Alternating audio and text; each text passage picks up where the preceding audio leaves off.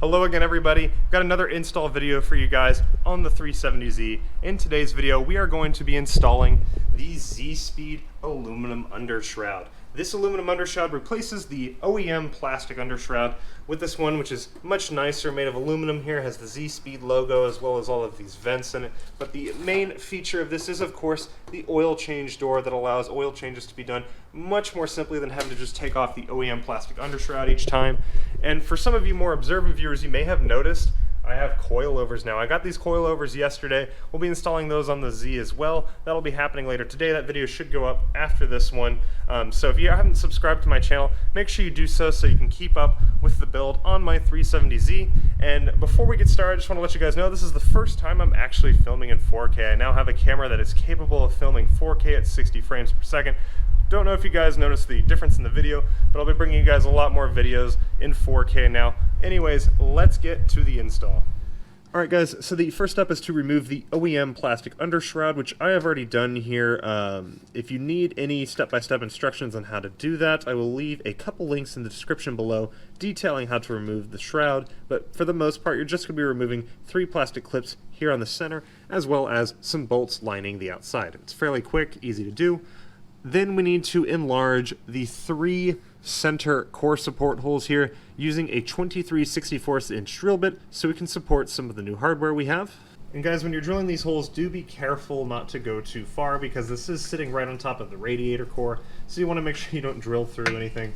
You just need to get the drill bit to go all the way through the aluminum core support and no further.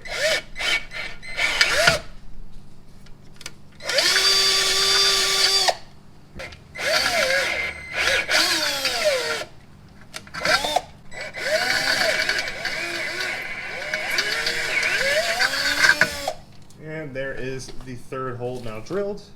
Alright, so the next step here is we are going to need to place these gold rivet nuts into the new holes that were just drilled. They do provide you with a tool to do this. If you can see here, you're going to have a 10mm bit here on the end, and then you have a 9/16 inch nut here in the center. And then you place one of those gold nut rivets onto the tool and you thread it all the way until it hits the nut. And then what you're supposed to do according to the instructions is you hold the center nut here with the 9/16 inch wrench while you drive the top with a 10mm socket, and that is supposed to crimp the gold rivet nut onto the widened hole that we just drilled and should be able to secure it in place. So we'll see how this works.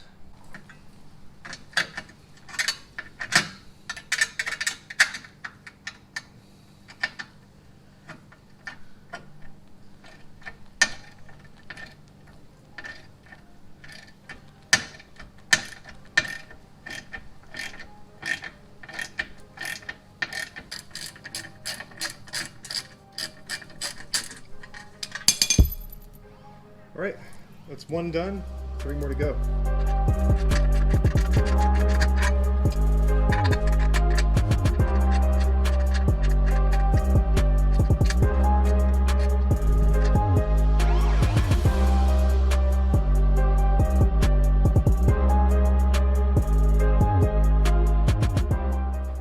Alright guys, so the next step now is to replace all of these factory OEM clips that line the edge of the bumper with the new hardware that's supplied with the ZSpeed undershroud. I've already done this because this is a new aftermarket bumper that I put on, so I didn't even install the OEM ones. I just went ahead and installed the aftermarket parts. But these slide on really easily. You just take the clip and then pop it right into place where the OEM factory ones used to sit. You just need to go ahead and replace all of those around the edge of the bumper, and then we can install the undershroud. Alright guys, and now it is time to install the shield onto the car.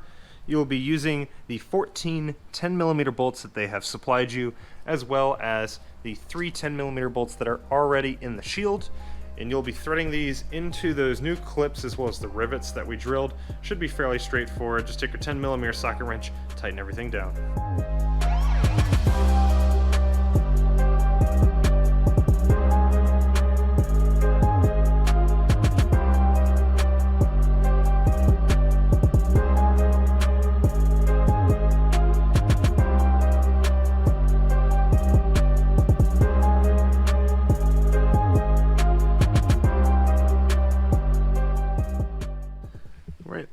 And here is the undershroud completely installed. Now I've got all the bolts threaded, except for a couple on the side here.